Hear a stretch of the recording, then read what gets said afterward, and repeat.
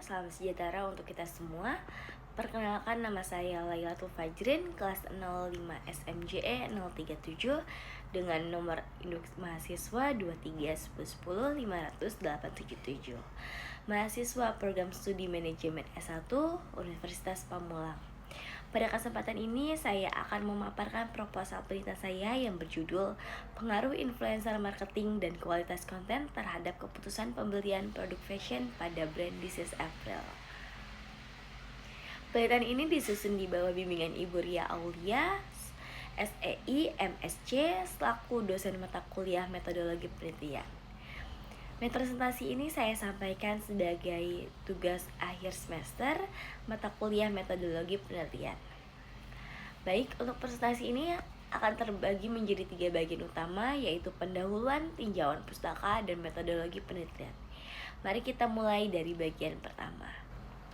Untuk latar belakang dan fenomena mengapa penelitian ini penting untuk dilakukan, kita sedang berada di era transformasi digital yang sangat masif. Berdasarkan data terbaru, pengguna internet di Indonesia pada tahun 2025 telah menyentuh angka 229,4 juta jiwa untuk mencakup sekitar 80,66% dari total populasi.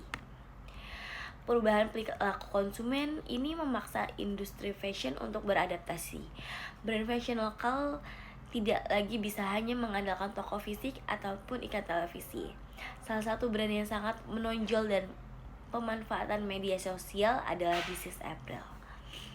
Mereka secara konsisten menggunakan jasa influencer dan memproduksi konten harian untuk menarik minat generasi Z atau milenial.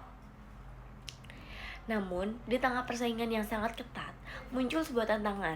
Apakah sekedar menggunakan influencer terkenal sudah cukup? Ataukah justru kualitas informasi dan estetika dalam konten yang lebih menentukan keputusan akhir konsumen? Inilah yang menjadi celah penelitian atau research gap yang ingin saya dalami. Berdasarkan fenomena tersebut, saya merumuskan 3 poin masalah utama. Yang pertama, sejauh mana pengaruh influencer marketing terhadap keputusan pembelian konsumen di This April. Yang kedua, bagaimana pengaruh kualitas konten terhadap keputusan pembelian tersebut. Dan yang ketiga, bagaimana pengaruh kedua variabel ini menjadi jika berjalan secara simultan atau bersama-sama. Tujuan dari penelitian ini bukan hanya untuk memenuhi syarat kelulusan, tetapi untuk memberikan kontribusi praktis bagi pelaku bisnis fashion lokal dalam mengoptimalkan anggaran pemasaran digital mereka.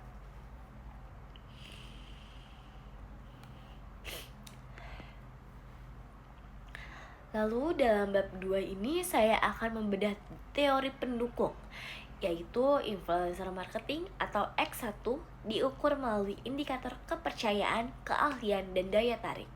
Kita ingin melihat apakah figur yang membawakan pesan benar-benar terpercaya oleh audiens. Selanjutnya, kualitas konten atau X2. Konten yang baik bukan hanya soal gambar yang bagus, tapi juga tentang nilai informasi dan engagement atau interaksi yang tercipta.